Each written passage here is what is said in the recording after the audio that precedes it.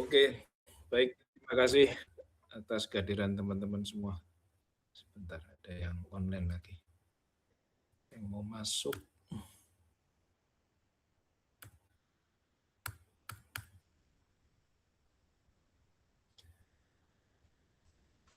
Oke, kembali bertemu dengan saya online setelah lama kita tidak bersua online. Masih di suasana bulan Syawal. Saya ucapkan minal aizin wal faizin, mohon maaf lahir dan batin. Mohon maaf kalau ada kesalahan sengaja maupun tidak disengaja.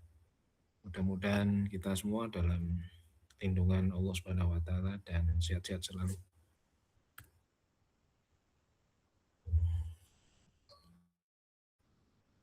Ada yang mau masuk.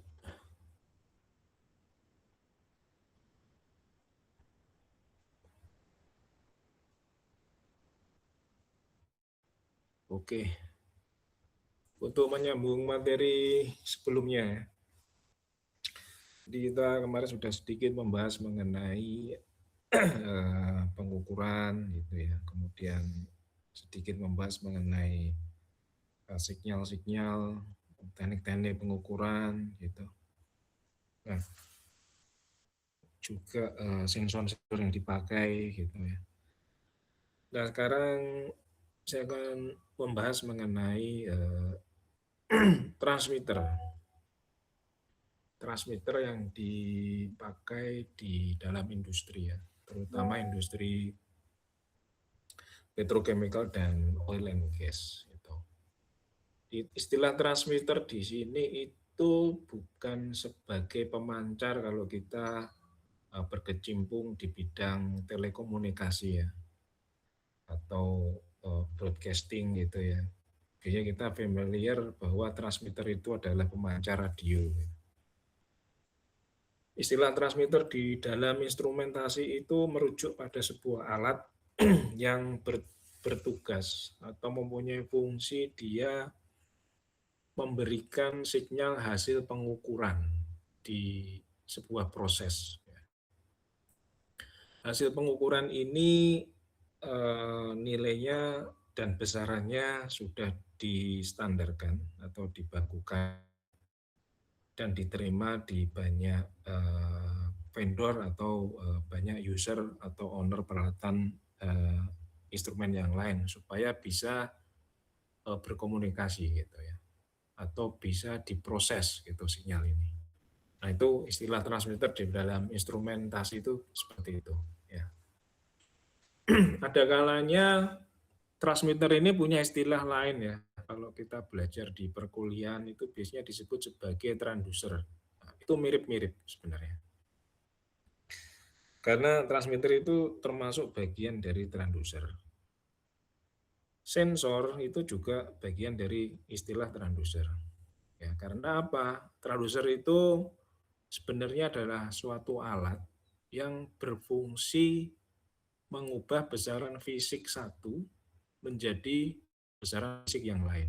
Nah, contohnya, sebuah alat yang mengubah panas dikonversi menjadi listrik, ya, sinyal-sinyal listrik atau sinyal pengukuran listrik.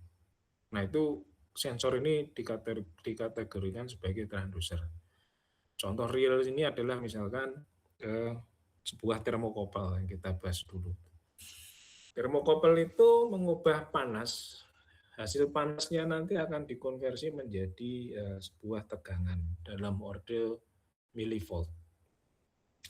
Jadi dia mengubah besaran fisik panas menjadi besaran fisik listrik. Dalam hal ini adalah tegangan. Nah, itu adalah transducer. Nah, di mana letak transmitter ya terhadap sensor ini? Transmitter ini dihubungkan dengan sensor, ya. Karena apa? Sensor itu sinyal pengukurannya tidak diseragamkan, ya, tidak distandarkan. Sinyal yang lemah ini nanti dipakai sebagai inputan dari sebuah transmitter nanti sinyal yang lemah ini akan mengalami penguatan, ya, dilakukan amplifikasi di dalam otaknya transmitter, kemudian dikondisikan, ya, sinyalnya dikondisikan sedemikian rupa, di treatment, diolah, ya, difilter dan lain-lain, ya, supaya tahan noise, tahan gangguan, dan sinyalnya sudah mempunyai range yang sudah distandarkan. Nah, output dari transmitter nanti sebuah sinyal standar, bisa tegangan, bisa arus, atau bisa pneumatik, ya. Nah, sinyal standar nanti sudah punya ketentuan nilai minimal dan maksimalnya, atau punya range yang diakui oleh banyak user, banyak vendor, banyak peralatan, sehingga masing-masing peralatan nanti bisa saling menggantikan, gitu ya. Nah, itu adalah fungsi transmitter. Jadi sebuah peralatan yang mengubah besaran fisik satu menjadi bentuk lain itu sebenarnya transducer. Jadi sensor dan transmitter atau gabungan sensor plus transmitter itu sendiri itu termasuk golongan dari transducer. Nah, proses di lapangan itu ada beberapa tipe sinyal atau tipe besaran yang bisa dimonitor atau bisa dilihat atau bisa diolah, ya. Yang pertama adalah status dari peralatan. Status dari peralatan itu begitu penting, ya, untuk jenis-jenis peralatan tertentu. Misalkan engine ini sedang running, jadi ada indikasi status, oh engine itu sedang running. Pompa sedang start atau pompa sedang stop, atau sebuah katup atau valve sedang open atau sedang close. Nah, itu adalah status dari device. Nah, status device di lapangan itu harus bisa tampil, ya, di screen atau di layar operator. Ya, jadi interface antara orang dengan plant itu adalah sebuah layar komputer, ya, sebagai human interface machine atau man machine interface. Nah, selain device status, apalagi? Kalau status biasanya ya hanya on dan off, atau start dan stop, running atau stop, gitu ya. Kalau posisi switch ya on dan off dan lain-lain. Tipikalnya hanya logic on dan off, gitu. Logic 1 dan 0 itu adalah device status. Nah, kemudian ada jenis lain, ya. Input proses itu yang harus bisa dimonitor secara kontinu. Nah, ini bentuknya variabel terhadap waktu. Tidak hanya sekedar on dan off saja, tapi ada nilai yang selalu termonitor sepanjang waktu. Contohnya, besaran pressure atau tekanan yang harus dimonitor rentang minimal dan maksimalnya berapa. Misalkan harus kita selalu jaga sebuah pressure, ya, proses pressure misalkan. Dia punya rentang pengukuran 0 sampai 100 bar misalkan. Saat ini proses yang diharapkan disetting di 50 bar. Nah, selama sepanjang waktu itu harus dimonitor terus, harus diambil data pengukuran. Apakah dia tetap 50 bar terus, gitu. Apakah dia mengalami naik atau turun. Jadi sepanjang waktu itu nilainya harus selalu termonitor, harus selalu ada. Nah, itu pengukuran seperti itu, proses itu sifatnya variabel, berubah-ubah terhadap waktu. Jadi 4 besaran proses yang sering dimonitor variabelnya itu ada pressure, ya, atau tekanan fluida, kemudian laju aliran dari sebuah fluida yang kita sebut sebagai flow rate, kemudian temperatur fluida, yang kita sebut sebagai temperature ya bahasa Inggrisnya. Kemudian tinggi permukaan liquid, fluida cair yang kita sebut sebagai level gitu. Nah, ini 4 besaran proses yang paling sering kita temui, paling sering kita monitor, dan paling sering kita kendalikan 4 ini. Yang lain nanti ada, yang dulu pernah kita bahas termasuk ada nanti analyzer gitu ya. Ada pengukuran-pengukuran yang perlu analisa, perlu waktu agak lama, perlu waktu observasi untuk menghasilkan pengukuran. Nah, itu adalah tipikal analyzer. Kemudian proses itu juga harus bisa termonitor kondisinya dalam bentuk alarm. Apa fungsi alarm itu? Fungsi alarm itu sebagai awareness orang bahwa proses sedang mengalami upset pada saat itu.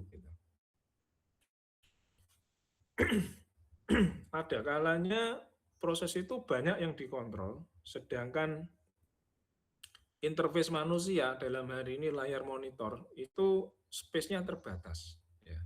Jadi tidak semua variabel proses itu tampil pada saat yang bersamaan karena keterbatasan kapasitas layar ya. Ya. Nah, ada kalanya yang tidak termonitor itu mengalami upset, ya, mengalami kondisi misalkan kalau pressure saat itu pressure-nya sedang tinggi, melebihi setting pressure yang kita harapkan.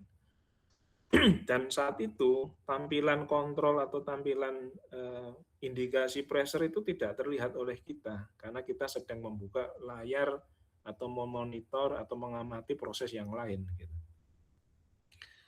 Karena tidak termonitor, pada saat pressure tinggi harus muncul alarm sebagai peringatan bahwa ini ada pressure atau proses yang sedang upset.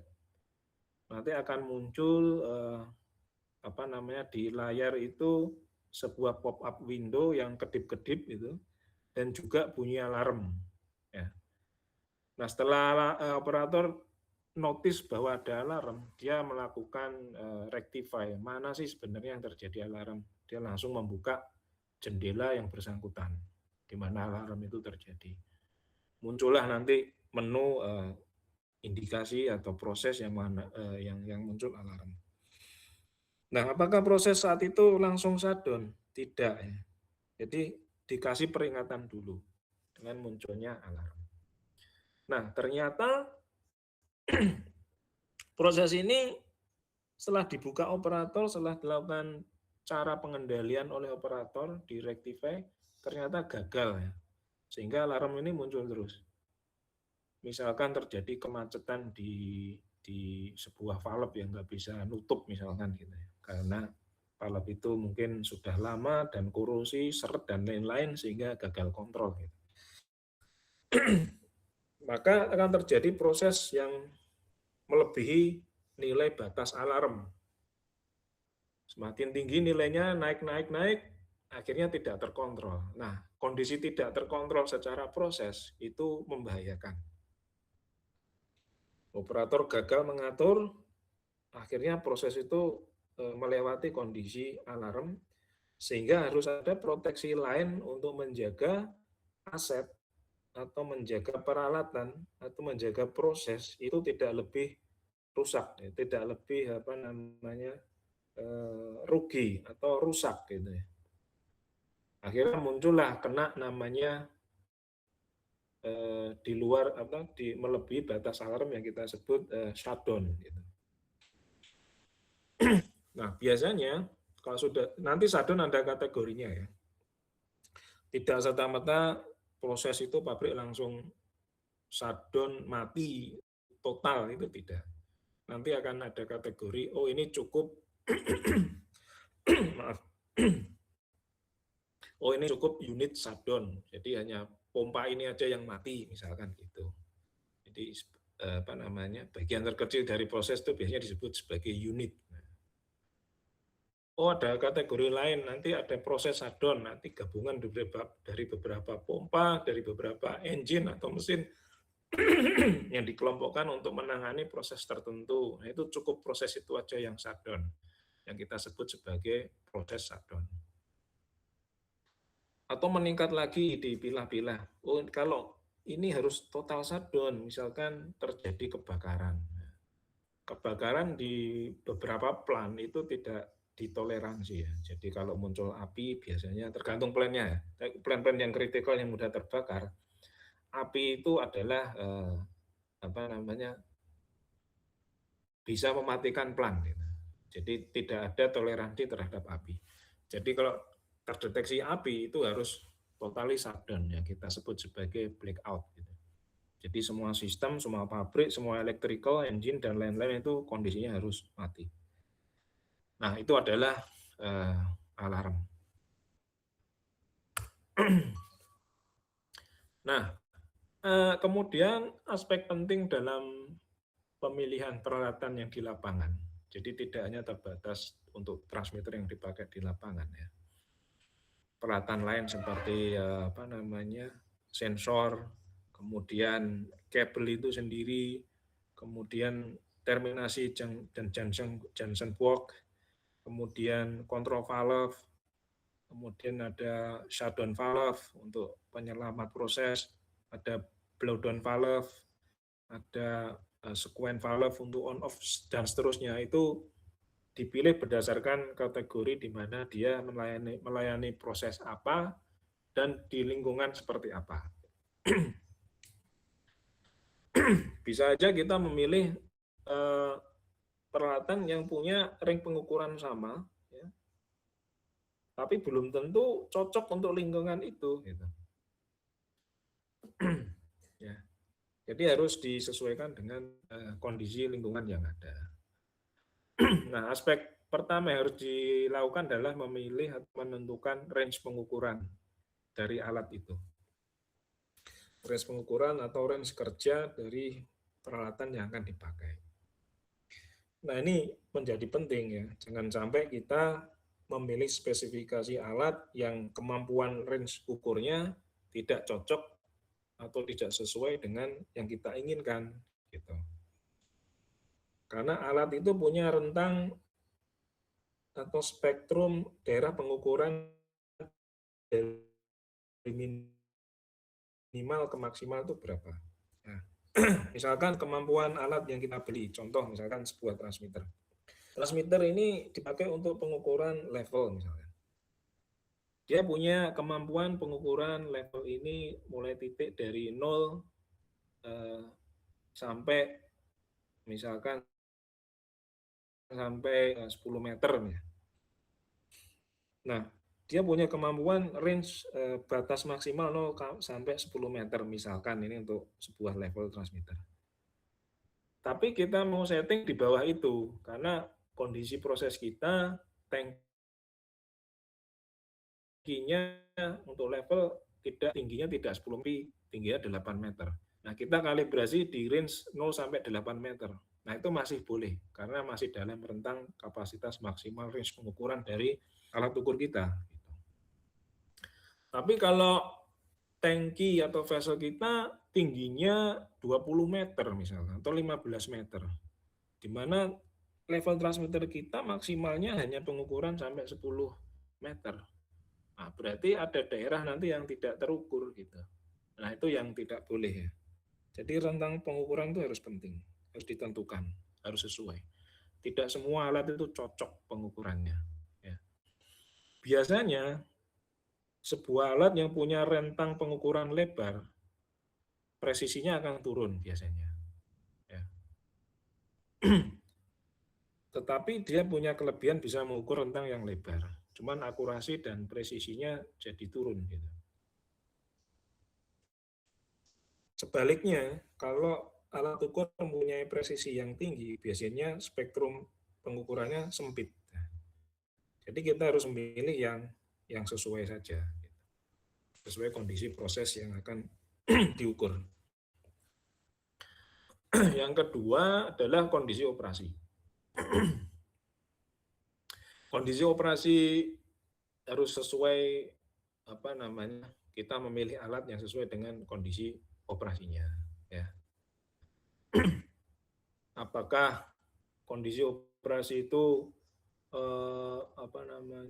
prosesnya itu fluidanya korosif misalkan, sehingga instrumen ini yang dioperasikan atau dipasang di situ itu tahan enggak dengan fluida korosif.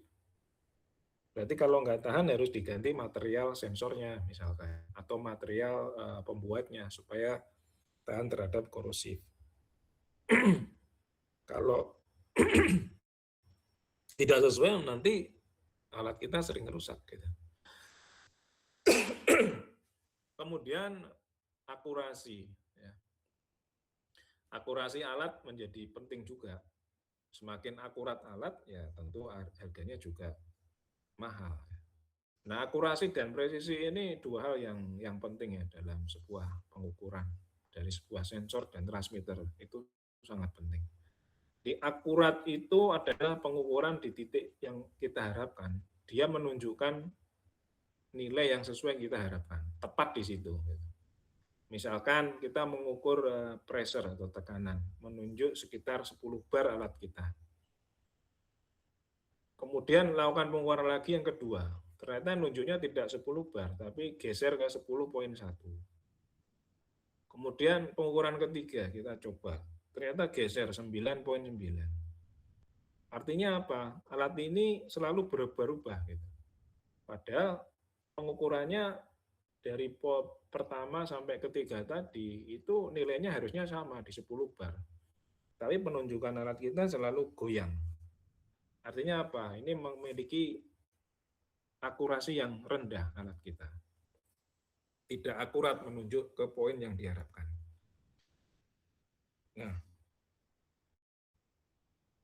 presisi itu merujuk pada pengulangan pengukuran di mana dia konsisten terhadap pengulangan itu. Jadi penunjukannya konsisten. Contohnya, bila pengukuran itu harusnya menunjuk 10 bar untuk pressure, tapi alat kita nunjuknya tidak 10 bar, tetapi 10,1 untuk pengukuran pertama. Kemudian pengukuran kedua nunjuknya sama, 10,1 lagi. Pengukuran ketiga itu juga sama, 10,1. Keempat dan seterusnya sama terus. Artinya alat ini akurasinya sedikit rendah karena tidak nunjuk 10 ya. Tetapi punya presisi yang tinggi karena selalu konsisten di nilai 10,1 itu. Yang baik yang bagaimana? Alat ukur yang baik adalah akurasinya tepat dan selalu presisi. Kalau 10 bar ya 10 bar terus gitu, enggak geser-geser. Nah, kemudian linearity. Linearity itu sebenarnya adalah perbandingan input dengan output. Di perbandingan sinyal input terukur berapa, outputnya juga menghasilkan berapa. Tetapi dengan perbandingan yang sama. Gitu. Jadi setiap titik pengukuran, outputnya menghasilkan nilai perbandingan yang sama. Jadi kalau digambarkan nanti garis input dan output itu garisnya lurus, ya, miring tapi lurus. Gitu. Nah itu semakin linear biasanya akan memudahkan kita dalam pengukuran dan pengendalian. Ya. Kalau alat ukur kita nanti menghasilkan kurva yang tidak linear, nanti pengukuran dan pengendaliannya juga akan sulit gitu. Skalanya nanti juga tidak linear ya, bisa kuadratis atau logaritmik dan lain-lain. Nah itu akan sulit mengolahnya, membacanya juga nggak mudah, mengolah data ini, mengolah hasil pengukuran ini juga tidak mudah. Kemudian ada histerisis ya. Histerisis itu perbedaan atau gap antara pengukuran naik ya. Pengukuran naik kemudian turun, itu ada nilai yang berbeda. Titik mulai pengukuran dan akhirnya itu berada pada poin yang sama, tetapi lintasan pengukuran pada saat naik dan pengukuran pada saat turun itu mempunyai lintasan yang berbeda. Nah, itu disebut sebagai histeresis. Nah, histeresis ini biasanya banyak terjadi atau kelihatan nonjol itu di alat-alat ukur yang mempunyai sifat mekanik yang bergerak gitu ya. Karena ada pergerakan mekanik di situ, itu biasanya ada nilai histeresisnya gitu. Semakin banyak bagian-bagian yang bergerak dari dari instrumen itu, maka nilai histeresisnya biasanya akan semakin besar. Kalau peralatan elektronik itu cenderung kecil nilai histeresisnya. Ya. Ada, tapi nggak sebesar peralatan-peralatan yang mempunyai mechanical dalam bekerjanya. Itu. Apakah histeresis ini merugikan? Nah, belum tentu, tergantung proses yang diinginkan. Tidak serta-merta histeresis itu sesuatu hal yang merugikan. Kadang kita juga perlu histeresis. Kemudian karakteristik fisik kondisi di lapangan seperti apa. Kita juga harus menentukan peralatan kita dipasang di lapangan itu juga harus memperhatikan faktor fisika yang lain ya. Contohnya temperatur. Apakah transmitter kita dipasang di temperatur yang cocok dengan kemarin. Ya. Misalkan kita mau pasang sebuah transmitter.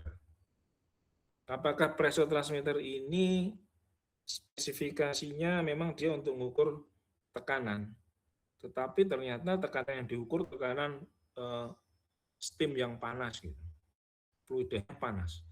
Ada pressure yang tinggi dan juga ada sumber panas yang tinggi. Gitu. Apakah transmitter itu cocok untuk panas yang tinggi? Nah, kita harus lihat spesifikasi dari alat itu.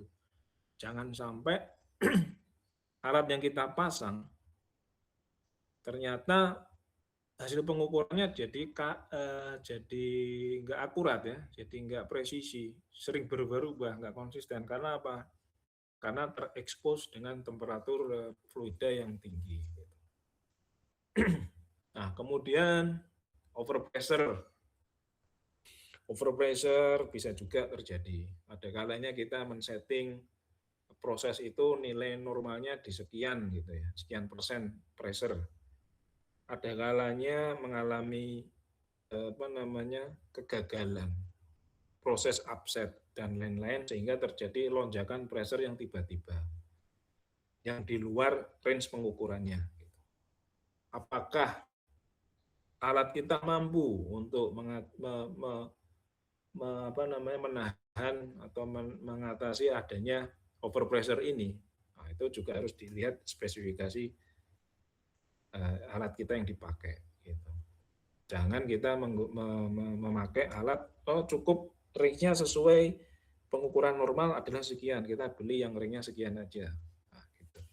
Takutnya terjadi overpressure, rusak alat kita. Gitu. Kemudian vibrasi. Ya, vibrasi juga penting, harus diperhatikan ya. Apakah instrumen itu tahan vibrasi dengan nilai vibrasi sekian gitu. Ya.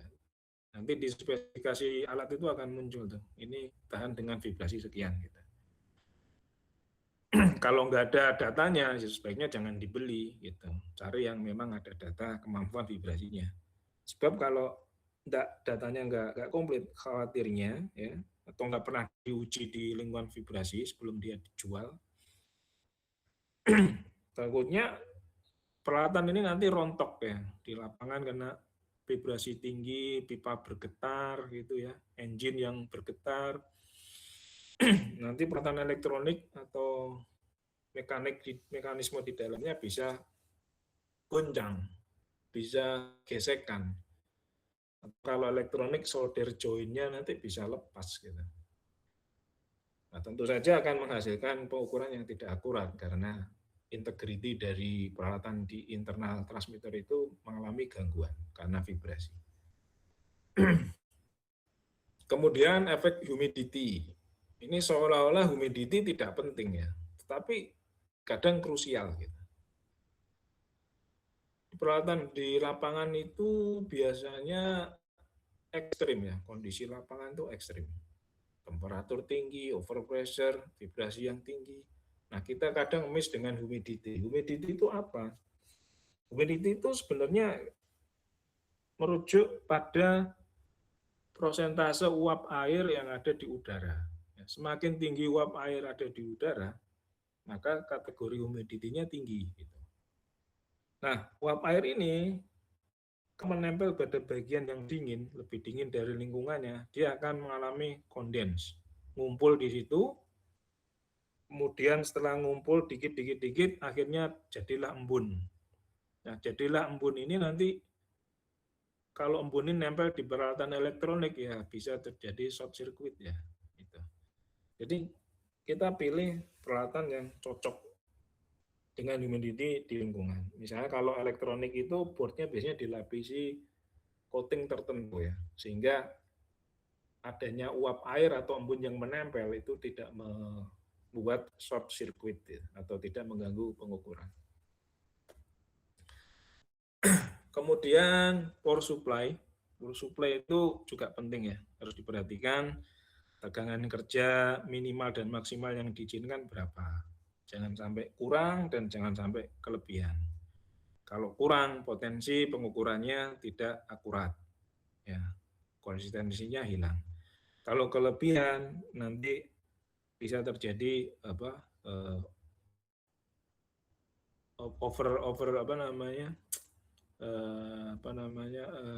short ya, atau overcurrent di dalam transmitter itu. Ada beberapa komponen yang sensitif sehingga mengalami fail atau terbakar. Nah, selain kestabilan tenaga atau tegangan, ya, power supply ini harus tahan terhadap noise. Maksudnya harus dijaga, nggak boleh terganggu adanya noise gitu. Baik noise dari internal maupun eksternal. Noise internal itu biasanya dihasilkan dari peralatan-peralatan elektronika daya besar ya. Misalkan motor-motor listrik yang besar yang digerakkan menggunakan VSD atau VFD, variable speed drive, itu kan menggunakan switching on off itu ya. Nah, itu potensi menghasilkan harmonik energi harmonik ya, atau frekuensi harmonik yang bisa mengganggu pengukuran sinyal pengukuran di transmitter. Nah, itu dari internal. Jadi kabelnya itu biasanya terpisah ya. Kabel power dengan kabel pengukuran itu tidak boleh dijadikan dalam satu tray kabel. Jalurnya harus dipisah. Kabel kontrol atau kabel pengukuran dengan kabel power itu dipisah jalurnya. Dan diselubungi dengan tray tertentu dan di-grounding dengan bagus ya. Supaya tidak menginterferensi gitu. Ada juga noise atau gangguan tuh dari eksternal ya, misalkan dari pemancar radio atau radio HT yang kita gunakan itu harus sesuai dengan kondisi lapangan. Jadi tidak semua radio komunikasi itu bisa kita pakai di lapangan ya. Jadi harus sertifikat dan aman dipakai untuk di lapangan karena pada saat transmit daya itu memang daya yang dikeluarkan itu di jalur itu, dia tidak mengganggu frekuensi lain. Ada juga gangguan dari petir eksternal.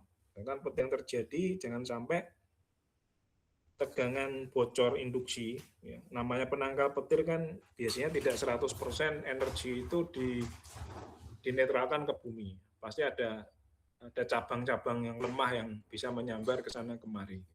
Ya. Nah, itu harus sistem power supply kita harus tahan terhadap itu. Jadi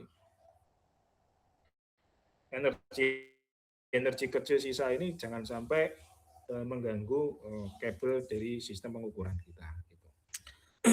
Di critical engine itu sangat penting ya, gangguan-gangguan noise ini harus dihilangkan.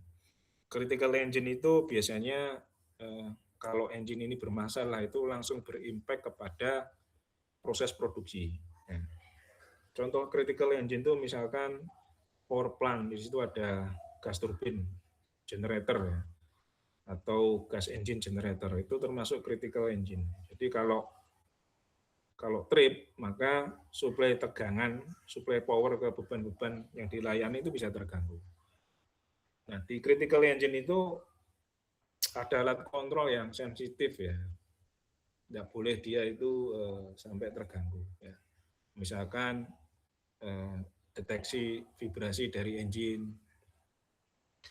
Jadi setiap rotating equipment itu biasanya ada sensing untuk vibrasinya. Nah itu kalau sensing vibrasi ini peka terhadap noise ya, noise dari luar itu jangan sampai mengganggu. Jadi di tempat saya itu dulu pernah plan itu trip gara-gara ada petir. Petir itu padahal tidak menyambar langsung, ini menyambar di tempat lain, di penangkal petir. Tapi engine gas turbinnya ini mati karena sensing vibrasinya terdetek ada ada sinyal tinggi, padahal dia runningnya normal. Nah itu dikarenakan ada noise atau gangguan eksternal power ya dari luar, dari petir itu, sehingga masuk ke dalam sistem critical engine. Nah itu yang nggak boleh. Kemudian efek pembebanan. Jadi setiap device itu pada saat dipasang itu dia terbebani apa aja selain dari proses itu sendiri. Mungkin dia harus tahan terhadap tarikan tension dari pipa, kemudian terhadap bebannya dia sendiri seperti apa. Nah, itu harus diperhitungkan. Ya. Jangan sampai kita pasang, pokoknya kita pasang transmitter ini karena ringnya sudah cocok. Nah, kalau kita berdasarkan ring saja, tetapi load yang tidak diperhitungkan, ternyata setelah kita pasang, kena tarikan dari pipa sedikit, dia sudah retak sambungannya. Nah itu juga nggak boleh. Gitu.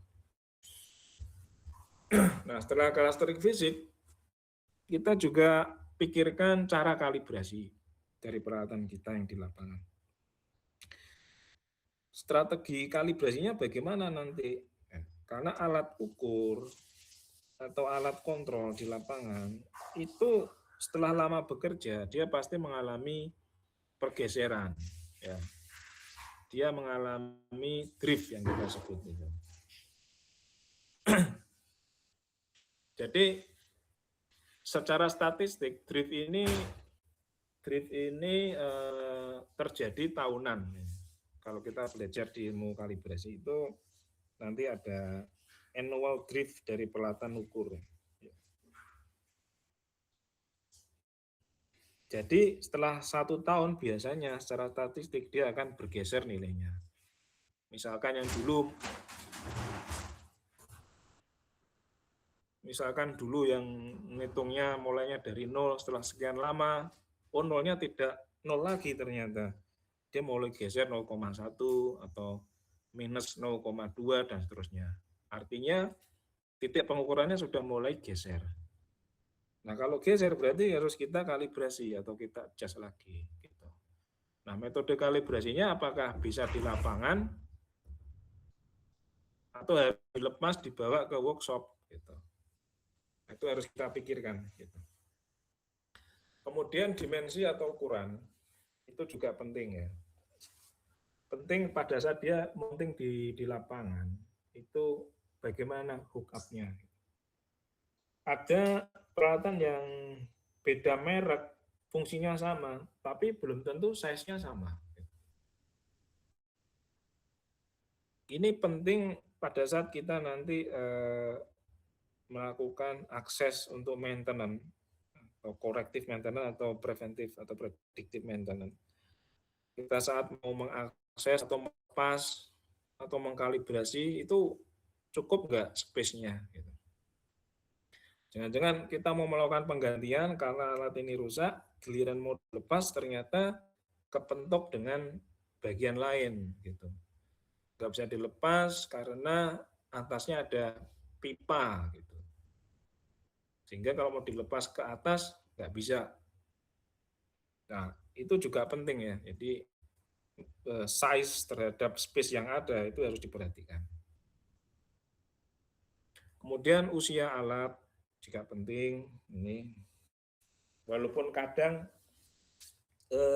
usia alat itu tidak dicantumkan di dalam peralatan spesifikasi, tetapi kita bisa compare data ini atau bisa kita gali alat ini awet atau tidak berdasarkan pengalaman dan testimoni dari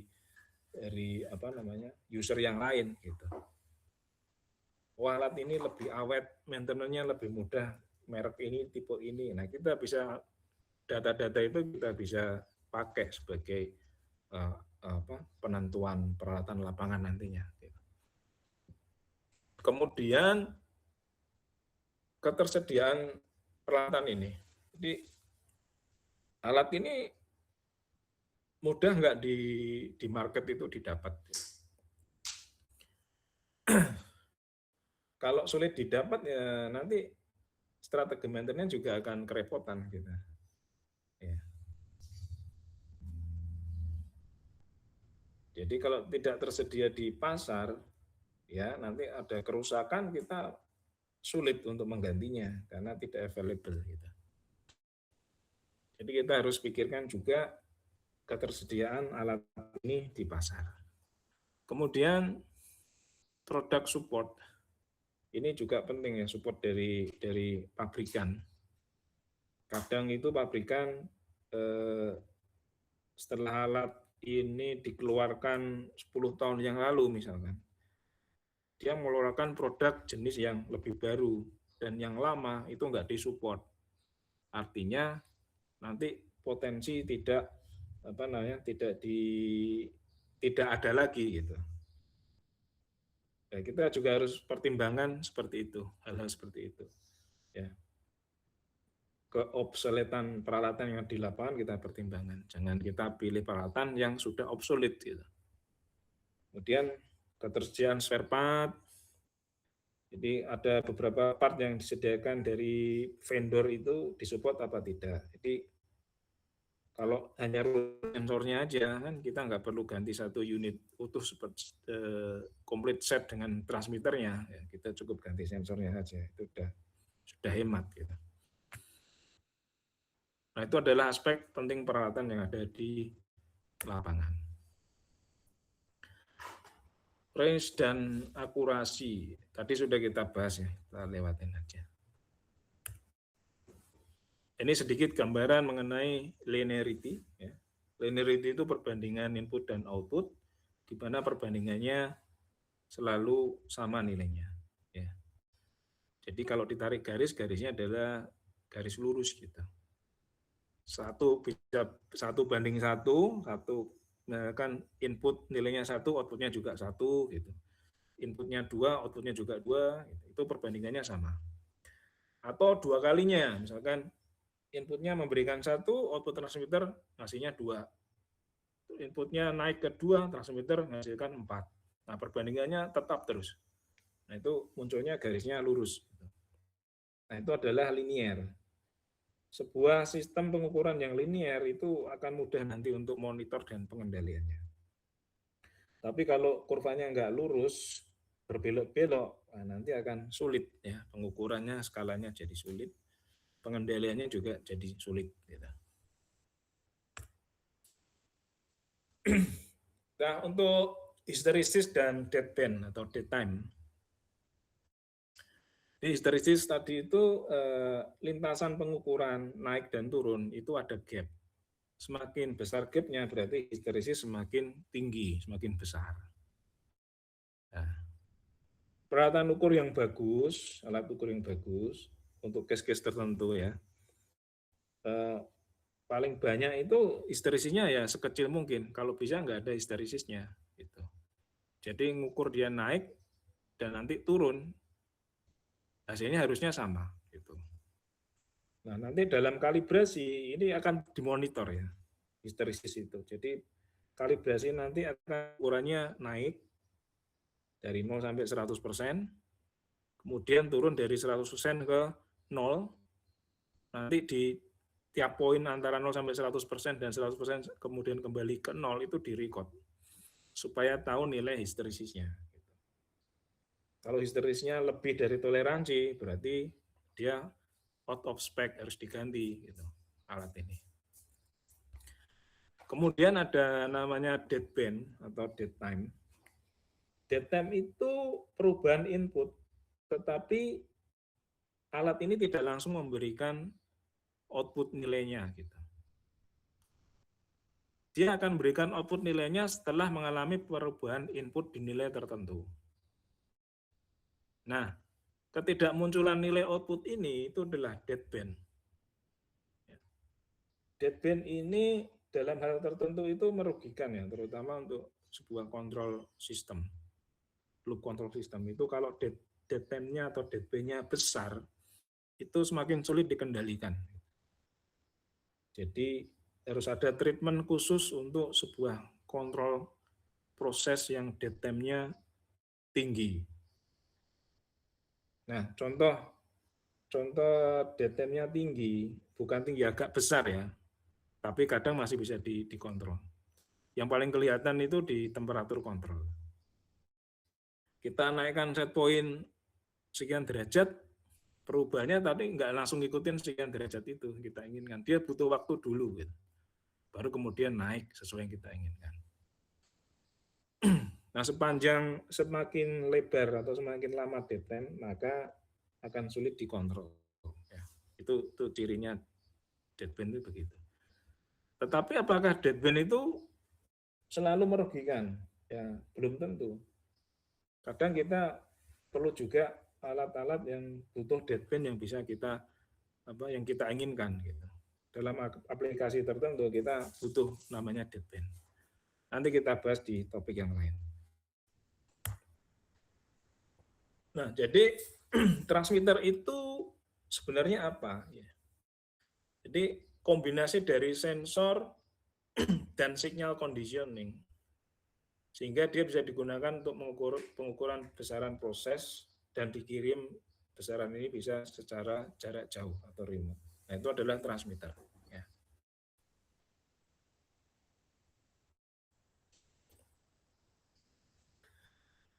Nah, keluaran transmitter ini outputnya secara umum itu disebut sebagai proses variabel atau PV. Nah, istilah ini yang nanti sering kita pakai ya, PV ini untuk pengendalian proses. Ya. PV nanti bisa bermacam-macam tergantung prosesnya. Proses variabelnya apa atau proses yang diukur apa.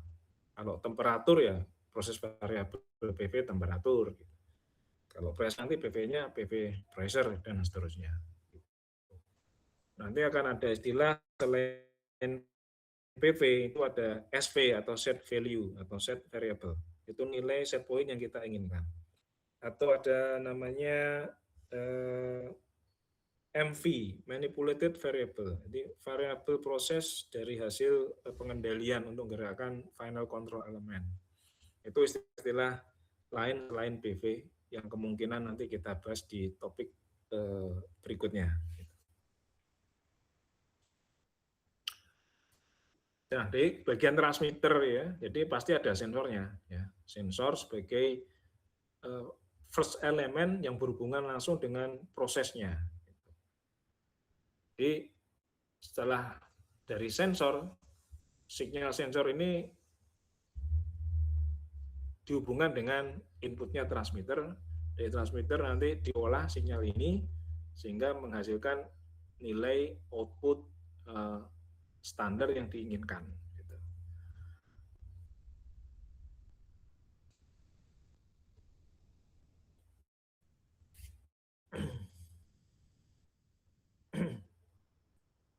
Nah, ini cerita sedikit mengenai sinyal standar ya, yang sebelumnya mungkin sudah pernah saya bahas, tapi saya review sebentar. Jadi sinyal standar instrumen itu dulu itu tahun 60-an 70-an ya. 1960-an atau 1970-an. Walaupun sudah ada elektronik di situ, tetapi masih belum masif ya. Beberapa plan itu masih menggunakan sistem yang lama. Jadi tidak bisa mengabsorb teknologi itu cepat ya. Karena dia butuh investasi, butuh waktu, dan lain-lain. Nah, tahun 60-70 itu instrumennya banyak menggunakan pneumatik. Plan-plan yang ada waktu itu banyak menggunakan pneumatik. Pneumatik itu apa? Pneumatik itu udara bertekanan sebenarnya. Ya. Jadi hampir semua peralatan di lapangan itu tidak ada listriknya. Termasuk alat kontrol, alat pengendali itu pneumatik ya. Kalau sekarang pengendali itu sudah digital seperti PLC, ya, seperti DCS dan lain-lain. Itu zaman dulu itu belum ada alat-alat elektronik seperti sekarang. Jadi alat kendalinya juga pneumatik. Gitu. Ya. Jadi dari lapangan pengukuran pneumatik menuju ke controller yang ada di control room, sinyalnya juga pneumatik. Nah, pneumatik ini kan udara bertekanan, berarti dia butuh media untuk menjaga tekanan ini. Nah, medianya biasanya dari cuping. Cuping itu pipa yang kecil ya. Bukan kecil banget seperti pipa kapiler. Kalau kapiler ya pipa yang sangat kecil ya. Jadi tengah-tengah di antara pipa dan kapiler itu cuping. Nah, ukurannya biasanya 6 mili, 8 mili, itu kalau metrik ya. Kalau imperial biasanya 1/4 inch diameter luarnya, atau setengah inch, 3/4 inch, 5/8 inch, dan seterusnya. Nah, cuping itu sebagai penyalur penghubung sinyal-sinyal yang di lapangan yang dikirim dalam bentuk tekanan, ya, tekanan udara.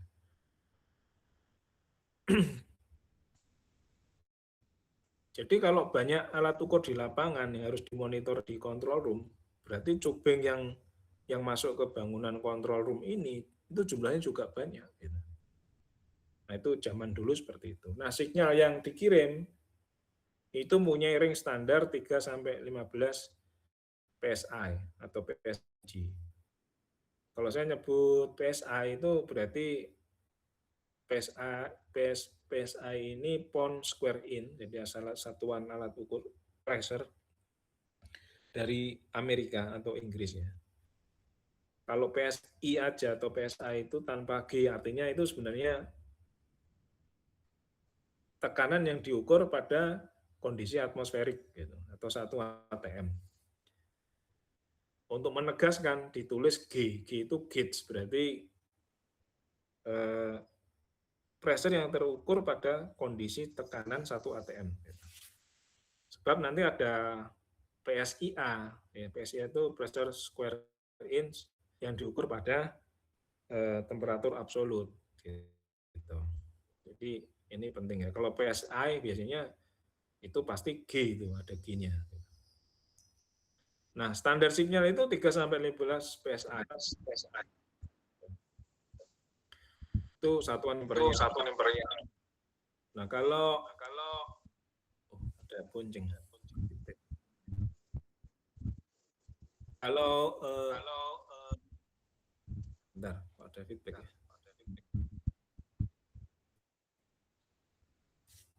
Kalau satuan SI internasional ya metrik biasanya itu dipakai di Eropa, itu satuannya kalau pressure ya kilogram per sentimeter persegi gitu. Itu biasanya negara yang paling sering pakai ini Jepang sama Eropa. Eropa itu ya Prancis, Jerman, dan sekitarnya, kecuali Inggris ya.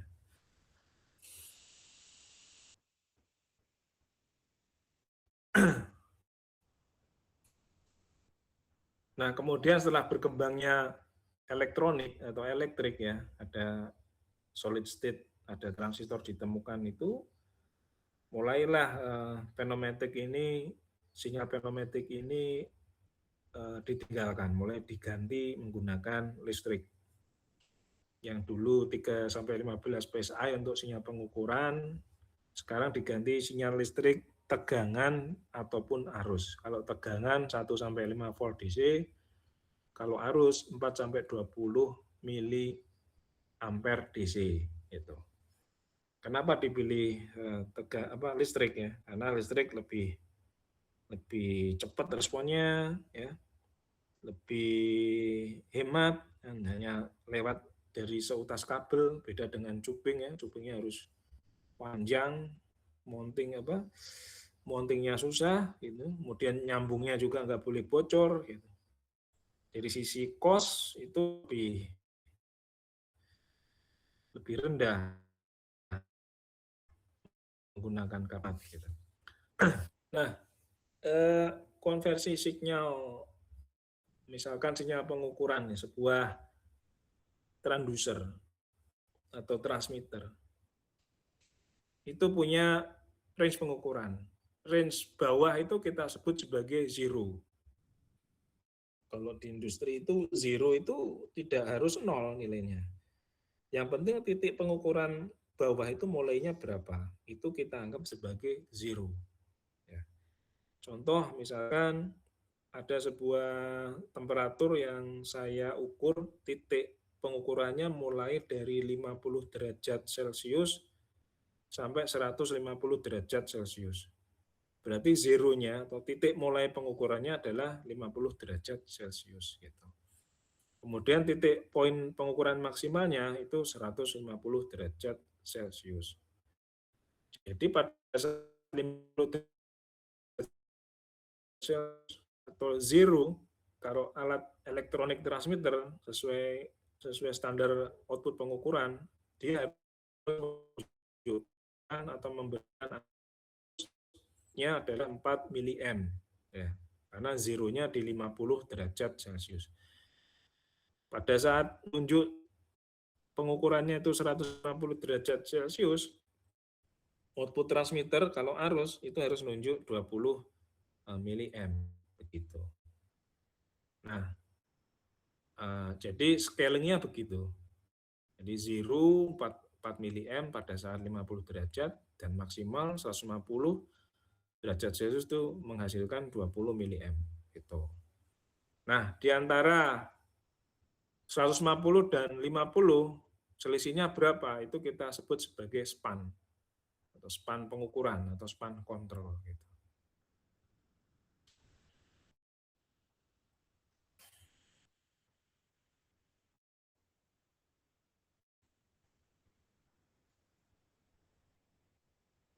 Nah, ini pneumatic transmitter ya. Kita sudah bahas tadi. Yang dikirim pneumatic itu sinyal standar nilainya 3 sampai 15 PSI. Dikirimkan melalui pipa atau cuping kecil ke pengukuran, gauge atau recorder atau untuk kontrol atau untuk display dan lain sebagainya. Kita lewati aja. Nah, kerugiannya apa kalau kita menggunakan pneumatic sebagai transmisi pengukuran, transmisi sinyal pengukuran? Potensi kebocoran di internal dan eksternal. Ya. Di bagian internalnya ada part-part yang tembus gitu, harusnya diisolate, harusnya di-keep, dinilai itu, tapi dia ada kebocoran karena sealnya sudah mulai rusak, mulai deformasi, fatigue dan lain-lain. Kemudian cuping mulai kena mechanical force, bengkok sehingga ada restriksi gitu. Atau mulai penyempitan atau ada yang bocor. Nah, itu adalah kerugian kalau kita menggunakan cuping. Ada kerugian lain, ada pressure drop ya.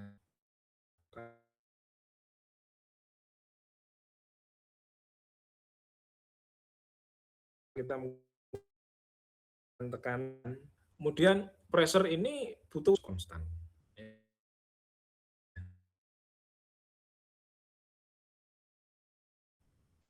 Jadi suplai udara dihasilkan dari mana untuk alat-alat begini nih? Itu dari kompresor udara. Ya.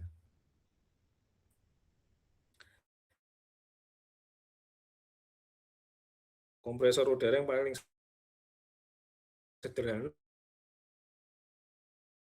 atau sistem yang kecil ya.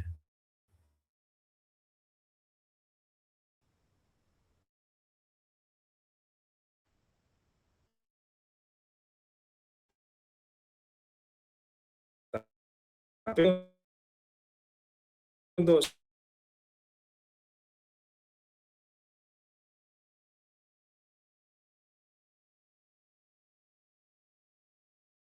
seperti apa namanya, ini ada pelumasan di situ.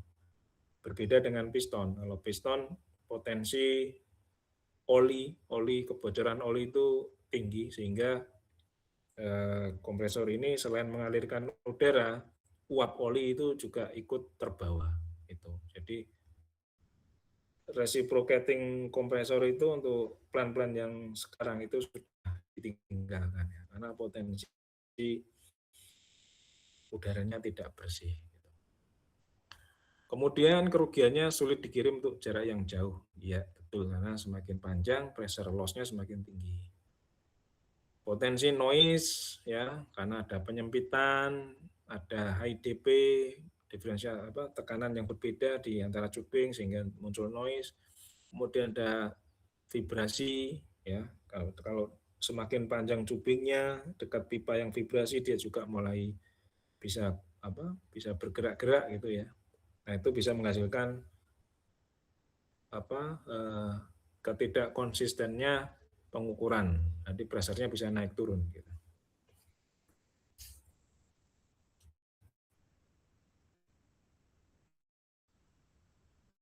Untuk pengukuran, untuk aplikasi kontrol pneumatik, nah itu sudah mulai ditinggalkan ya. Seperti saya cerita tadi ya, tidak ada electronic device-nya di dalam itu. Semuanya full mechanical. Jadi ada spring-nya, ada linkage-nya, ada pointernya, ada membrannya dalam itu. Jadi komponen-komponen ini diatur sedemikian rupa sehingga bisa sebagai sebuah controller. Tetapi ya kelemahannya banyak. Karena dia adalah moving part, bagian-bagian bergerak, maka perlu perawatan khusus ya. Ada perlu pembersihan gitu. Kemudian histerisisnya juga tinggi ya, karena banyak bagian bergerak, histerisisnya otomatis juga akan tinggi. Kemudian cenderung tidak linier. Kemudian responnya lama atau lambat ya. Di alat kontrol itu responnya nggak boleh lambat. Alat kendali dibandingkan yang dikendalikan, alat kendali itu harus responnya lebih cepat gitu. Ya. Contoh proses yang cepat itu, contohnya ya, perubahan cepat itu adalah tekanan atau pressure. Pressure naik dan pressure turun itu perubahannya cepat sekali. Tapi kalau alat kendali tekanan kita responnya lambat, nah itu yang nggak boleh. Proses sudah berubah cepat, tetapi pengendalinya tidak segera, nanti prosesnya upset. Contoh proses yang lambat itu temperatur. Ya, temperatur itu perubahannya lambat biasanya. Kenaikan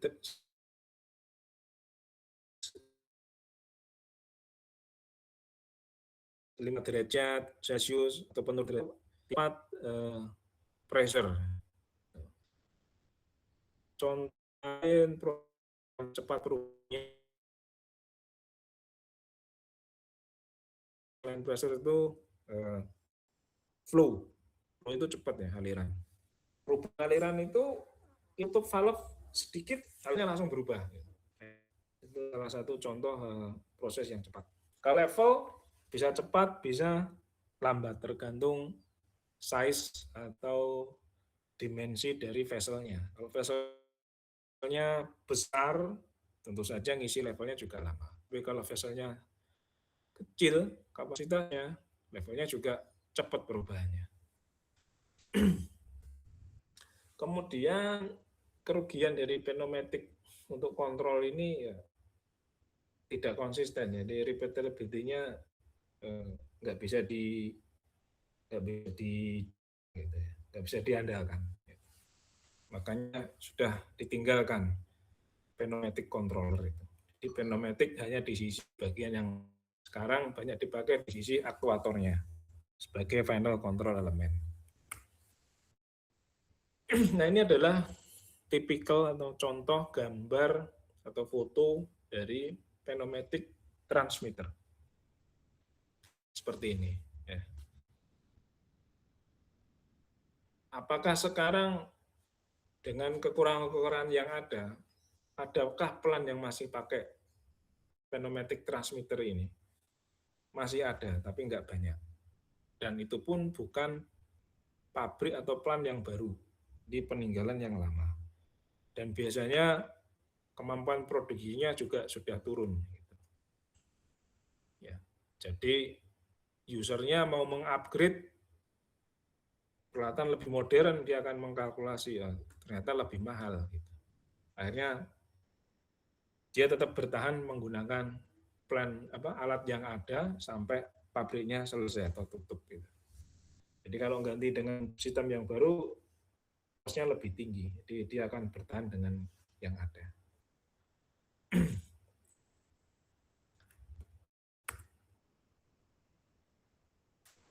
Nah, ini contoh cara kerja pneumatic transmitter ya. Kalau digambarkan mudahnya seperti ini. Di gambar ini, itu ada bagian penting dari pneumatic transmitter, namanya relay.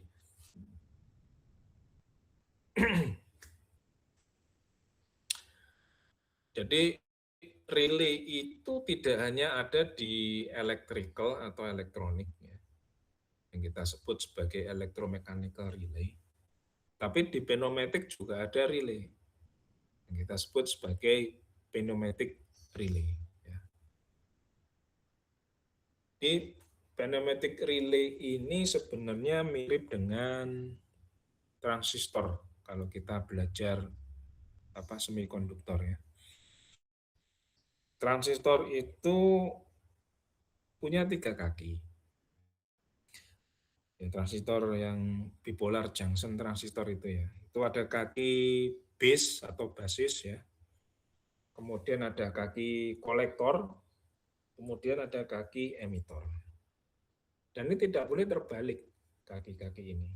Tidak bisa saling menggantikan. Emitor dipasang ke kolektor atau sebaliknya itu enggak boleh. Basis dipasang ke kolektor dibalik ke yang lain juga enggak boleh. Harus sesuai dengan koneksinya dan peruntukannya.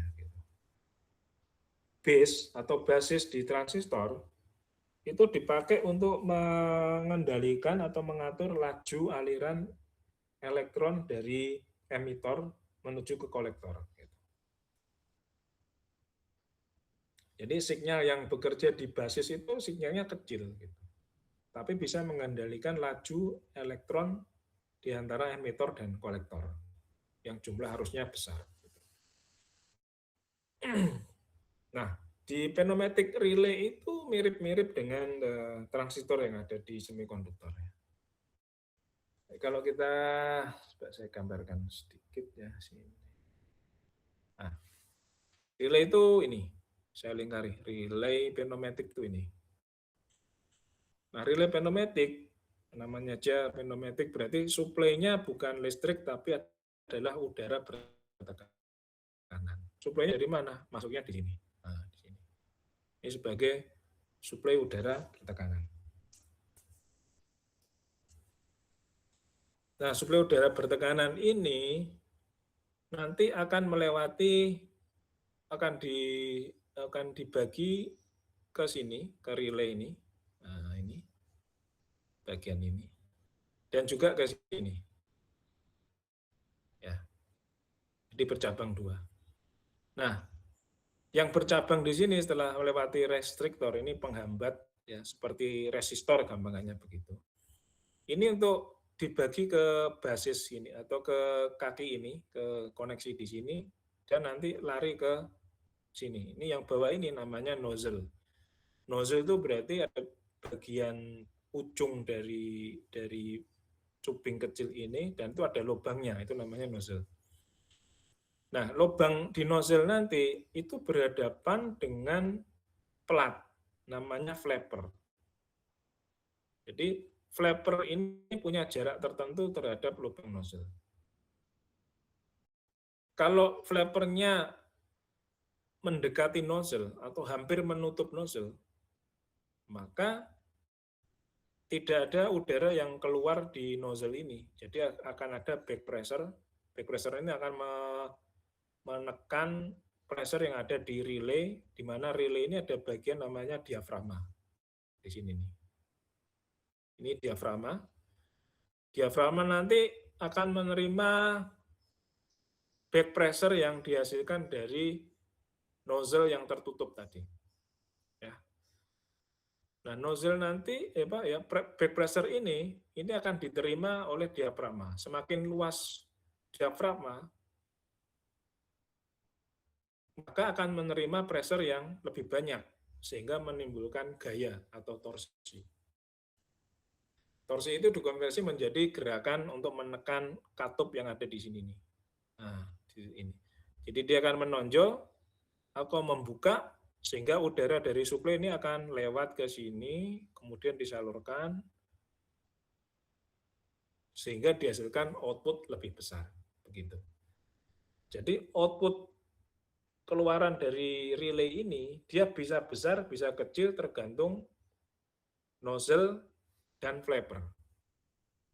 Semakin dekat flappernya, output dari relay semakin besar. Semakin menjauh flapper terhadap nozzle, outputnya juga akan makin turun. Nah, ini adalah cara kerja relay pneumatik. Nah, standar output dari relay ini, nilainya outputnya itu adalah 3 sampai 15 PSI. Gitu. Nah, supply di sini itu harus lebih besar daripada maksimal range-nya output. Jadi supply ini tidak boleh 15, harus lebih besar. Umumnya antara 20 sampai 25 PSI. Itu sebagai supply-nya. Nah, sebagian signal output itu sebagai feedback untuk gerakan bilus ini. Jadi bilusnya nanti bisa ngembang ke atas, bisa turun. Sehingga akan mengkompensasi nilai dari gerakan nozzle gitu ya. Gerakan nozzle menjauhi flapper. Itu sebagai kompensasi atau menghilangkan nanti histerisis atau sebagai feedback kontrolnya gitu.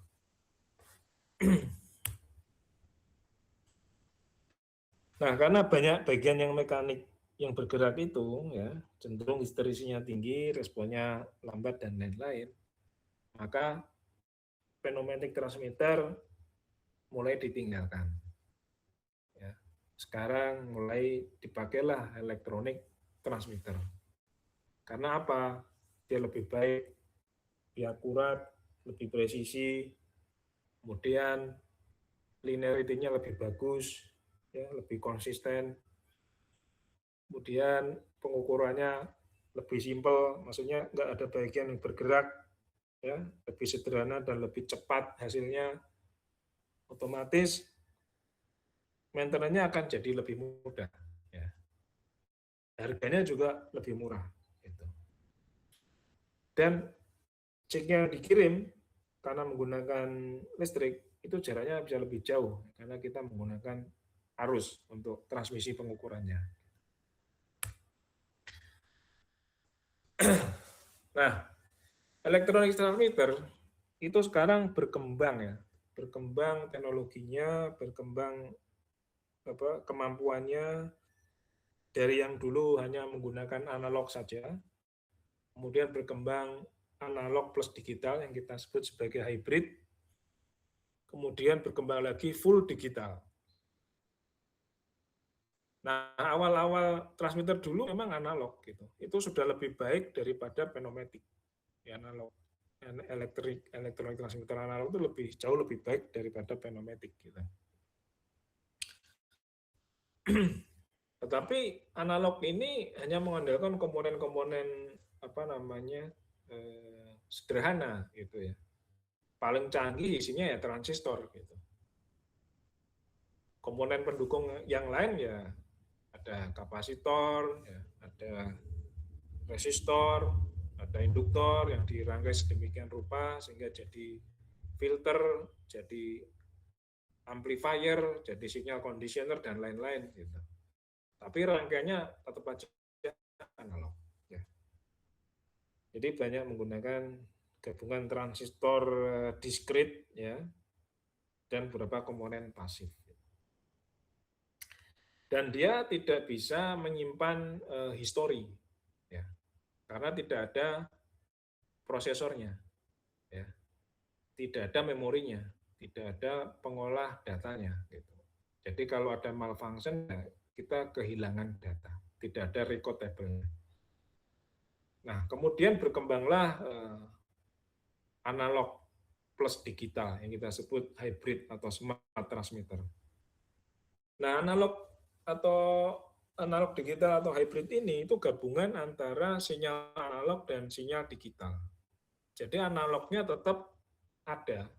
Itu analognya adalah sinyal 4 sampai 20 miliamp di sini. Tetap dipakai. Tetapi sinyal 420 miliamp ini ditumpangi sinyal digital dengan frekuensi tertentu. Kira-kira sekitar 19,5 ya kilohertz. Ya. Nah, sinyal digital ini dipakai untuk apa? Untuk komunikasi transmitter ini dengan peralatan yang lain, misalkan dengan programmer untuk memprogram transmitter. Itu jalurnya lewat digital. Tetapi hasil pengukuran itu tetap analog. Nilainya rentang 4 sampai 20 miliamp.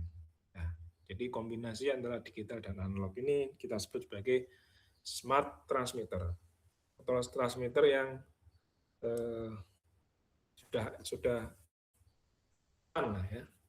Nah, gunanya apa untuk diagnosis transmitter kita?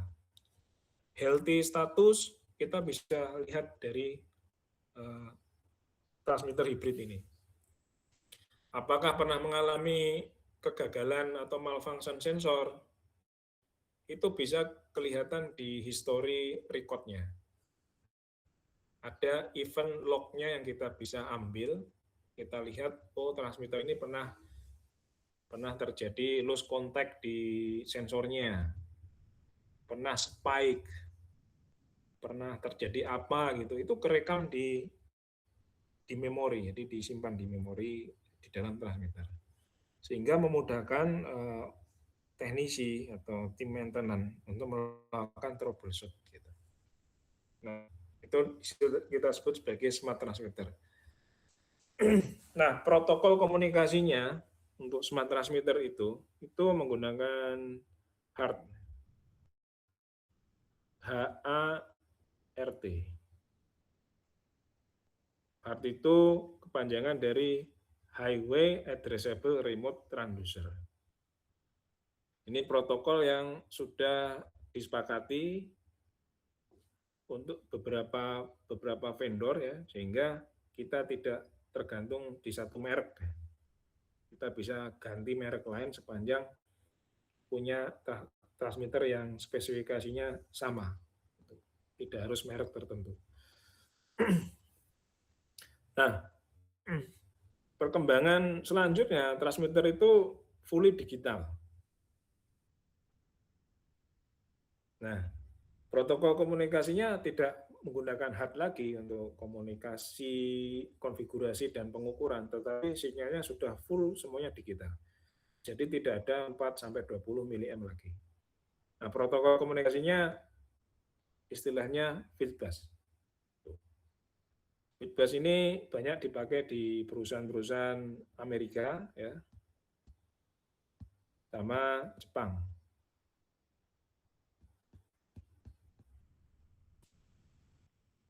Kalau Eropa, itu ada juga digital transmitter, tapi protokolnya bukan fieldbus. Biasanya orang menyebutnya sebagai Profibus.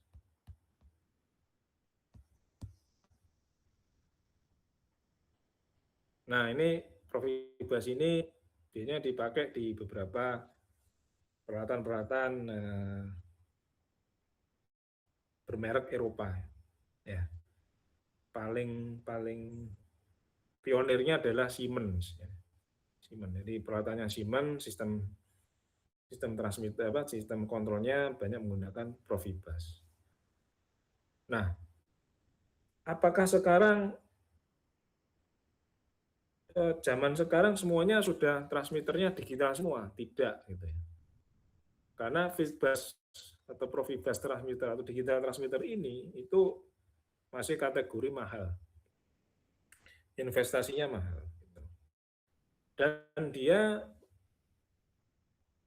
masih dipakai untuk melayani proses kontrol saja, proses kontrol dan monitoring saja, ya.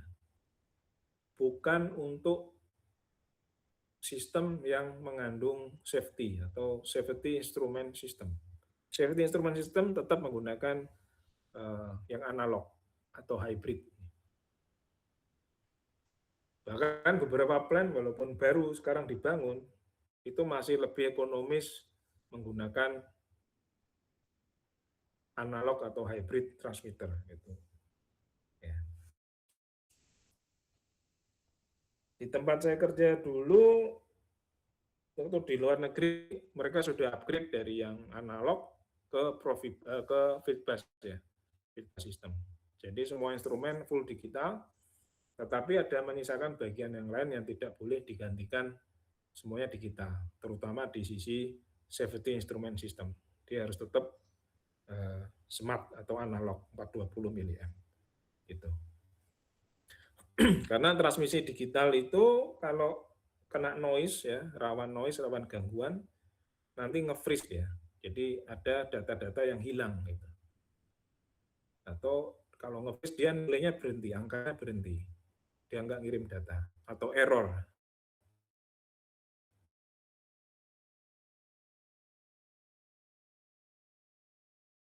Itu enggak di sistem safety alami hal-hal seperti itu.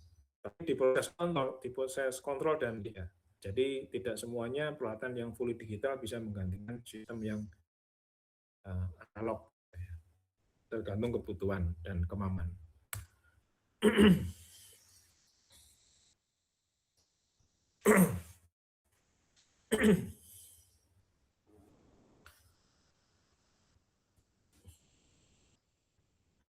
Analog transmitter saya kira sudah saya bahas tadi ya, perlu panjang-panjang lagi. Di memberikan sinyal tegangan atau arus, nilainya sudah ditentukan standarnya 20 kalau tegangan 1 sampai. Nah, untuk tegangan ya transmitter yang menggunakan tegangan itu sudah jarang dipakai sebenarnya. Tetapi tidak semuanya menggunakan current. Ada beberapa yang masih pakai itu. Pakai tegangan untuk ngirim pengukuran. Gitu. Walaupun sekarang sudah mulai ditinggalkan. Jadi beberapa plant masih mengakomodasi sistem tegangan untuk pengukurannya. Nah, range-nya biasanya bisa 0 sampai 10, 0 sampai 5, 1 sampai 5, minus 10 sampai plus 10, minus 5 sampai plus 5. Itu masih diakomodir ya. Tapi sudah hampir jarang. Dan untuk plant baru saya sudah nggak menemui sistem pengukuran menggunakan tegangan lagi. Mungkin masih jalan yang lama.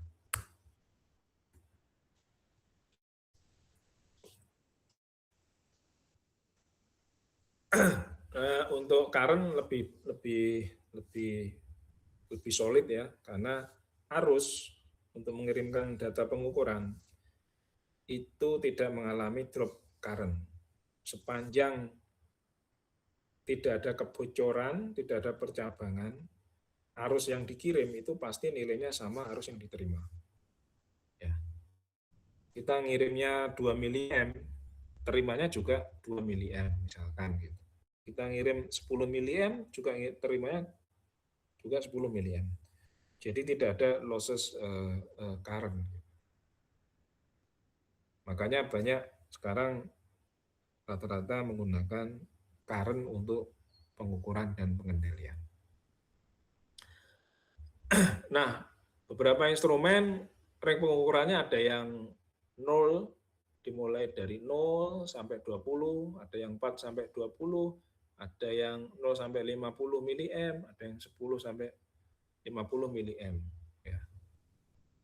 Nah, sekarang yang mulainya dari 0 itu sudah jarang dipakai. Ini sudah mulai ditinggalkan. Ini juga mulai ditinggalkan. Yang sering dipakai itu yang ini, 4 sampai 20. Kok enggak 10 sampai 50? Itu di case-case tertentu aja. Jadi kenapa pengukuran itu sinyalnya tidak dimulai dari 0 mA? Saya kasih ilustrasi sederhana ya. 0 mA itu artinya tidak ada arus yang mengalir ya. Walaupun sirkuit kabelnya itu terkoneksi bagus, tertutup, siklusnya tertutup, loopnya tertutup, tapi kalau nggak ada arus, berarti akan terbaca sebagai 0 mA. Nah, kalau kita anggap tidak ada arus ini atau 0 mA ini sebagai hal yang normal dalam pengukuran, contohnya mengukur sebuah level tangki. Level tangki kita scaling pada saat 0 cm itu menghasilkan 0 mA output di transmitter. Kemudian pada saat 10 meter itu menghasilkan 20 mA. Ya. Nah, ternyata level itu benar-benar 0 aktualnya. 0 cm atau 0%. Sehingga transmitter itu harus memberikan nilai 0 mA. Artinya tidak ada arus yang mengalir di loop dari transmitter itu yang dikirim ke control room atau termonitor di control room. Nah, misalkan kabel transmitter ini putus atau koneksinya kendor, skrupnya longgar. Kalau skrupnya longgar, berarti kan tidak ada arus yang mengalir. Artinya sama-sama nolnya gitu. Dan ini kita anggap sebagai normal. Tidak ada alarm, jadi terbaca oh levelnya 0. Aktualnya memang 0 dan arus yang dikirim juga 0 karena kabelnya juga putus. Ya. Artinya di HMI monitor itu menganggap operator oh masih normal nih, tidak ada alarm. Nah, suatu saat levelnya naik diisi ya. Tangkinya diisi, levelnya naik. 0, 1, 2, 3, 4, 5. Tetapi yang tampil reading dikirim transmitter itu tetap 0 mA dan itu dianggap normal. Jadi yang terbaca di operator ini ya tetap 0%. Nah, itu yang nggak boleh gitu. Jadi loop itu sudah mengalami gangguan, putus kabelnya, tapi kita menganggap oh kondisinya masih normal gitu, masih 0%. Nah, makanya untuk sistem yang baru sekarang 0 ini nggak dipakai pengukuran sebagai zero. Mulainya harus di atas 0. Nah, ditentukanlah nilainya 4. 4 itu sebagai zero atau sebagai 0 cm pengukuran kalau level misalkan. Jadi kalau kabelnya putus, arusnya 0, bukan 4 mA. Akan muncul alarm, notifikasi di layar operator, oh itu loopnya lagi gangguan, putus. Berarti apa? Operator akan notice, jangan dulu diisi tangkinya, jangan ditambah levelnya. Ini ada gangguan di transmitter karena memberikan error, karena menghasilkan 0 mA. Harusnya dia 4 mA untuk zeronya. Ah, jadi gitu. Kemudian kenapa 20 mA? untuk pengukurannya, karena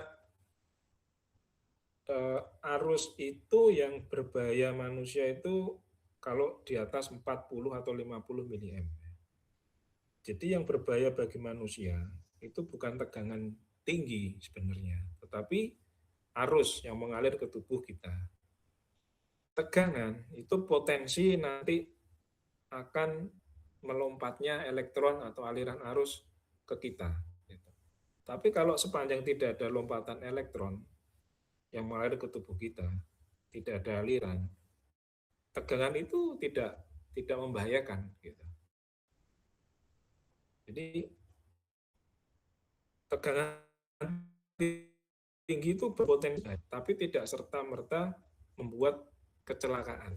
Kalau kita kesetrum, berarti sudah ada aliran listrik yang mengalir ke tubuh kita. Nah, itu yang berbahaya, aliran listrik itu, atau arus listrik itu.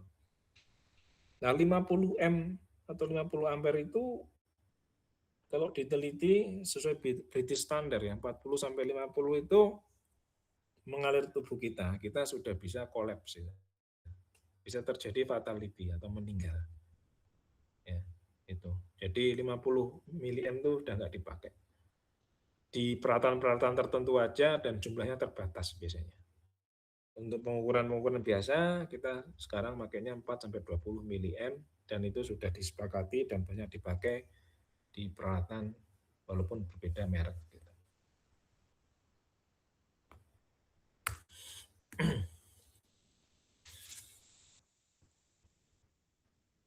Kita sampai jam 2 ya?